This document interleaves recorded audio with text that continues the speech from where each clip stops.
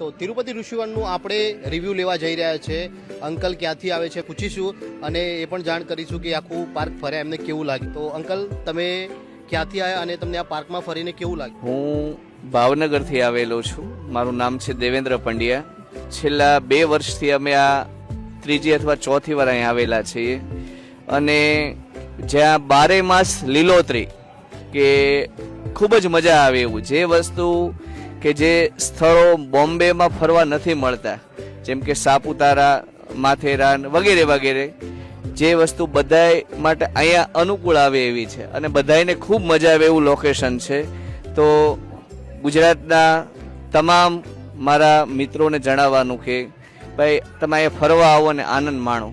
ખરેખર બાળકો માટે પણ એક કુદરતના સાનિધ્યમાં રહેવા જેવી જગ્યા છે અને ખૂબ મજા આવે એવી તમામ ફેસિલિટી સાથેનો લોકેશન છે.